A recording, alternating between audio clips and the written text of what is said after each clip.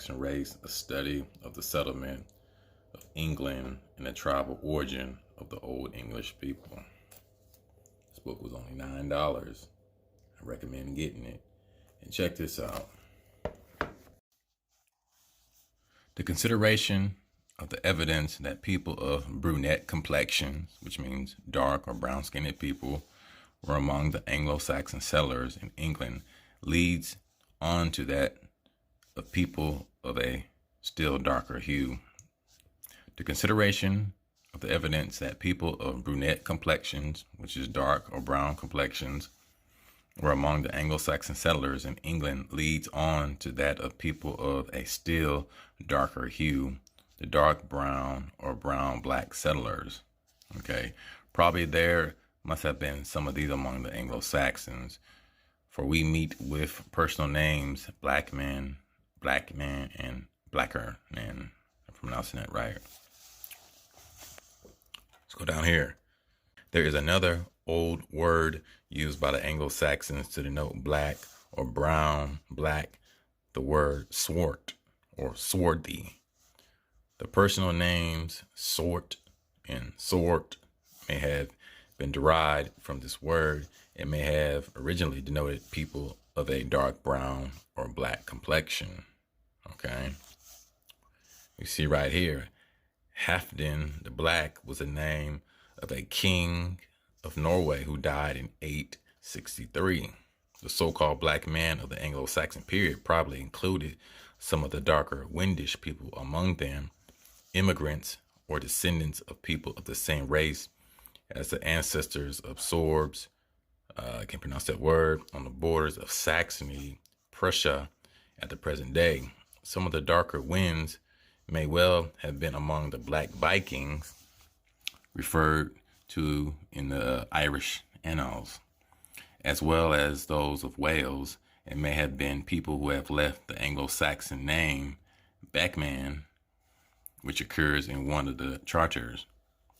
And of course, the invasion of the coast of the British Isles by Vikings of a dark or black complexion rests on historical evidence which is too circumstantial to admit of doubt. In the Irish annals, the black Vikings are called dubbed Gentile or black Gentiles.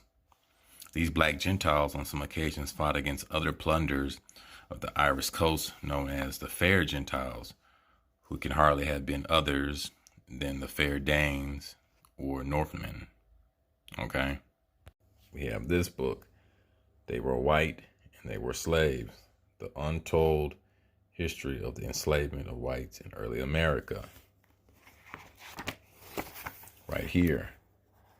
Viking slavers. In the 9th century, the Vikings sold tens of thousands of whites to the Arabs of Spain, according to Michael Wood's book, In Search of the Dark Ages. We was in rulership. An Arab traveler of the time who came to Spain remarked on the great numbers of European slaves in Haarlems and in the Milita. The palace of the Emir of Cordoba, in particular, had many white girls. Of these unfortunate people, the Vikings were undoubtedly a major source of supplies. Okay, just read a little bit of that. Okay, now we have this book. You put these two together. You see, the Negro rulers of Scotland and the British Isles, and they were white, and they were slaves or Slavs. Okay. And then you got this book right here, which I've read in some earlier videos, True Myths, the Black Vikings of the Dark or Middle Ages. But let's go to this book right quick. So this book right here, The Negro Rulers of Scotland and the British Isles, gives you the sources of the books. And we see the origin of the Anglo-Saxon race. So we see the origin of the Anglo-Saxon race. And here we have this book. So cross-referencing, right? So a study of the settlement of England, of the tribal origin of the Old English people, okay? Bohemians, a dark complected people living in Central Europe or the Czech Republic. Okay, Thomas Shore, 1906. Okay. So we're at page 122. We'll start up here. How preposterous that some people are given a legal state right to practice identity theft. Hollywood and other movie industries have made billions of dollars from such forgeries. It is not so much the responsibility of the impetuous hijackers to correct their own deceptions as much as it is the divine duty of the victims to re-educate their follies. Hebrews 5:12. Okay. Around BC 1500, Europe had gradually changed from an all-black populous inhabitant to a multiracial continent. Every European nation prior to the presence of whites was ruled by the indigenous Africans, who were called the Moors, meaning black or Negro. During the dominance of Europe, the powerless whites gradually increased their population to become Europe's majority through the Black or bubonic plague, but lacked the social structure to find equality, where does that word come in today, among their black superiors. The black Moorish monarchs of Europe brutally inflicted a cruel slave apartheid upon the disadvantaged and innocent whites. There you go. Okay. Their genocidal, inhumane atrocities were severely imposed without a measure of mercy and can only be compared with a reverse apartheid placed upon the Africans many centuries later, a retribution for the inhumane treatment placed upon Europe when Africa was its masters. Had today's Negro avoided the process of being brainwashed concerning his own history, he would have understood that over 3 millenniums ago, the white man was under the black man's supremacy and addressed the black man as master, my lord, sir, and imperial, his majesty. The Bible phrases which indicates that slaves should obey their masters were first deceivingly applied to the peasant whites by their black masters, along with other scriptures. Thou shalt not kill, thou shalt not steal or lie, nor bear arms for self-defense. These same misrepresented tactics were deceptively practiced upon the Negro prior and after the African slave trade, a process used to perpetuate apartheid, which was invented by the black masters of Europe. And also, it was during the French Revolution of AD 1789 that ended the black power dominance in Europe, the New World Order, right? The oppressed whites took the law in their own hands and reversed the cruel apartheid to punish the very so-called blacks who invented its use. Okay? It's been reversed. So, true myths, Negro rulers, white slavery, Slavs, and origins of the Anglo-Saxons. Okay? So now we're going back to the book, They Were White and They Were Slaves. Go to page 14. The height of academic and media fraud is revealed in a monopolistic trademark status. The official controllers of education, the Rothschilds, right? The Jewish or ish people, the TV, media, etc. Okay? And mass communications has successfully established between the definition of the word slave and the Negro. So it's synonymous. So most people think of black, they think of slavery. They don't know that that is false. While labeling descriptions of the historic experience of white in slavery a fallacy, yet the very word slave, which the establishment consensus schools of history pretends cannot legitimately be applied to whites, is derived from the word Slav. According to the Oxford English Dictionary, the word slave is another name for the white people of Eastern Europe, the Slavs, compact edition of the Oxford English Dictionary, page 2 and 258. In other words, slave has always been a term for and a definition of a servile condition of white people. Yet we are told by the professionocrats that it is not correct to refer to whites as slaves, but only as servants. And though the very root of the word is derived from the historical fact of white slavery. Okay. Now we're going to the black author, Mr. J.A. Rogers. We got the, so-called white perspective. Now we're going from the Negro's perspective. Okay. Number 66. In 1670, Virginia passed a law forbidding Negroes from buying white people. This was 51 years after the Negro had arrived in chains. The same law was repeated in 1748. Free Negroes bought white people in such numbers in Louisiana that the state made a similar law in 1818. Okay. So we're going to go back to this book. Now we're going to Breaking the Chains of Illusion. Okay.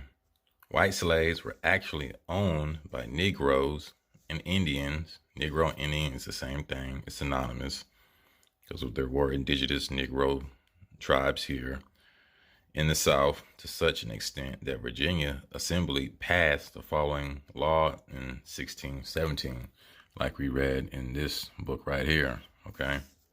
100 Amazing Facts About the Negro. It is enacted that no Negro or Indian, though baptized and enjoyed their own freedom, shall be capable of any such purchase of Christians. Statutes of the Virginia Assembly, Volume 2, page 280 through 81.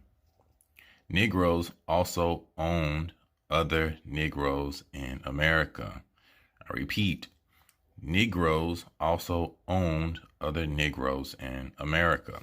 Charleston County Probate Court Records, 1754 through 1758, page 406.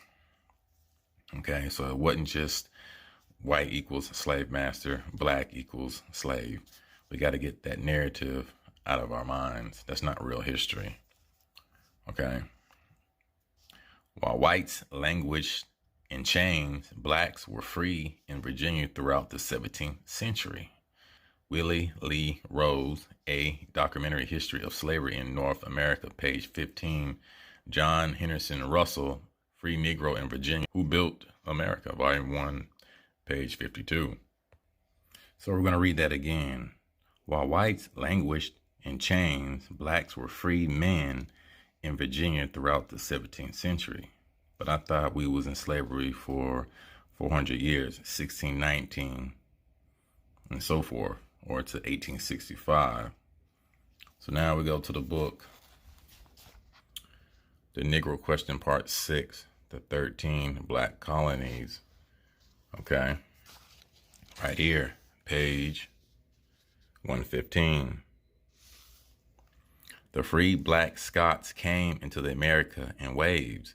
Virginia, 1607, Georgia, 1732, Hampshire, 1629, Maryland, 1632, Connecticut, 1662, Delaware, 1701, okay, free black men, Maine, 1622, New England, 1620, Plymouth, 1629, New Jersey, 1664, Carolina, 1663, Pennsylvania, 1681, and Rhode Island, 1663. The Second Jacobite Rebellion took place in the year 1745, called the 45, under King George II, who was a very evil king. King George, Black German King of England, was the first king of England to legalize the enslavement of men, of both black and white, so-called black and white. When the state of Georgia was given its first charter, slavery was illegal, but in 1751, King George II legalized slavery. So a so-called black man legalized slavery. Okay. I want you to get this. There was no such thing as slavery in the British colonies because it was illegal. All right. So that's why he's saying this. While whites languished in chains, so-called blacks were free men in Virginia throughout the 17th century. Okay. Now we go down here. Negroes voted in the Carolina counties of Berkeley and Craven in 1706, and their votes were taken. All right. So right here we have this website, Your Vote, Your Voice. The right to vote expands and contracts. 1790 through 1863. The original United States Constitution, 1787, mostly left the issue of voting rights and regulations up to the states. As the country expanded, in most cases, so did the number of eligible voters. Voting rights taken away. Because remember, from the book, they were white and they were slaves. Michael A. Hoffman II stated that Negroes were voting in the state of Carolina in 1706. So as time progressed, we lost a lot of rights. In the early 19th century, most property qualifications for voting and holding elected office positions were removed. By 1860, just 5 states limited the voting to taxpayers, and only 2 still imposed property qualifications. Even as the right to vote expanded for white males, new laws made it increasingly difficult for African Americans to vote. Every new state that joined the Union after 1819 explicitly restricted voting rights to white men. African American men lost the right to vote in states like New Jersey, Maryland, and Connecticut, where free black men could vote in the early years of independence. That's why they created the Reconstruction. There were blacks voting in certain high positions, in the beginning of America, not the Corporation of America, 1776, 1871, but before then. That's why they had to erase these records and give you the slave narrative. 1619, everyone that was colored was a slave. No, it's not the case. Right here, 69. In 1860, there were 487,000 free Negroes in the United States, some of whom owned slaves. Okay? As we can see right here, cross-reference, Negroes owned other Negroes in America. Okay? C.W. Wilson estimates that there were 6,230 Negro slave holders. The tax returns of Charleston, S.C., for 1860 showed 132 Negro slave holders with 390 slaves. The Negro slave holders, like the white ones, fought to keep their chattels in the Civil War. Okay? Let's go to the proof. Let's go to the back of the book. So we're still in the book, 100 Amazing Facts About the Negro. Mr. Rogers, same thing, number 63. The Century Dictionary says originally one of the Slavs or Slavonicans, taken in war. Slav originally meant the people of glory. Okay, so it's basically the same thing. What he's saying, the Caucasian or so-called white, Arthur is saying the same thing. Okay, Slav, Eastern Europe. Okay.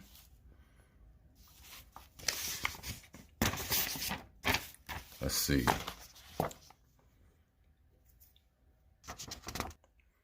Number 66, Act 5, Laws of Virginia, October 1617 reads, no Negro or Indian, which is synonymous, through baptized and enjoying their own freedom, shall be capable of any such purchase of white Christians, but yet not debarred from buying any of their own kind. Key word, but yet not debarred from buying any of their own kind. Okay, so that's what you see this right here in this book. Negroes also own other Negroes in America. Let's see. October 1748. No Negro, mulatto, Indian, or through a Christian or any Jew, Moor, or Mohammedan shall purchase any Christian white servants. You see that? Mulatto. So you had black Scotch, you had indigenous Negro Indian tribes. You know, they were called mulatto too. And it's in the law of the Virginia, different books, but you can find it. It's synonymous. Okay. It was not, in fact, until the year 1818 that the legislature of Louisiana found itself called upon to notice the frequency with which free persons of color bought the white stranger. So there you go. That is the stranger. Okay. And in their tardy wisdom forbade any such further purchases on their part. They, however, permitted white persons of good fame and character to continue the traffic. Quoted from Slavery Pamphlets, volumes 23, number 15, New York Public Library. Okay. 67. For the sale of white people as Negro slaves, see article from Cincinnati Philanthropist, reprinted in Colored American, June 20th, 1840, where a white woman was sold as a Negro and where her 10 children by 2 of her white masters were also sold as Negroes. For the seduction and sale of other whites as Negroes, see Anglo-African Magazine, Volume 1, page 336, 1859. Richard Hildreth, American historian, says, just catch a stray Irish or German girl and sell her, a thing sometimes done. A White Slave, page 252, 5th edition. McCormick says, all persons who were captured in Europe by kidnappers and sent to America were sold by the captain to the highest bidders without indenture. So, you know, there wasn't no such thing as black and white back then. So that also goes into, you talk about reparations. We have to know our tribe, we have to know our history and establish our lineage through real historical names. We can never get reparations under so-called black. You know, those names only been prevalent since the 1960s during Jesse Jackson and Al Sharpton, who coined those terms, right? Because those names did not exist. And you look at history, you know, it confirms it. So, you know, when you're trying to be real and you want to establish something, we can't go under these modern terms. Right here. In the North American colonies in the 17th and 18th centuries, and subsequently in the United States, servant was the usual destination for a slave. Compact edition of the Oxford English Dictionary, page 2 in 739. The use of the word servant to describe a slave would have been very prevalent among a Bible literate people like colonial Americans. In all English translations of the Bible available at the time, from Wycliffe's to the 1611 King James Version, the word slave as it appeared in original biblical languages was translated as servant.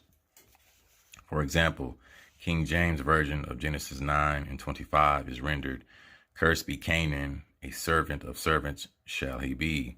The intended meaning here is clearly that of slave, and there is little doubt that in the mind of early Americans, the word servant was synonymous with slave.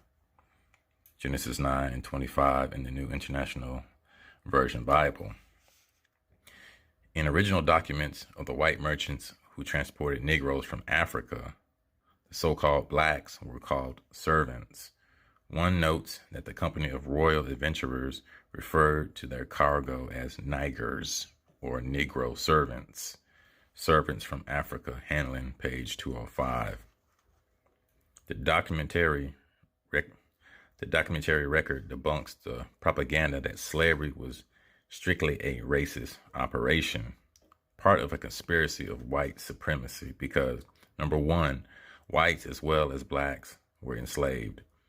In the 17th century, slaves of both races were called servants, and we know in 1751, King George II, which is a so-called black man, legalized slavery, so there was no discrimination.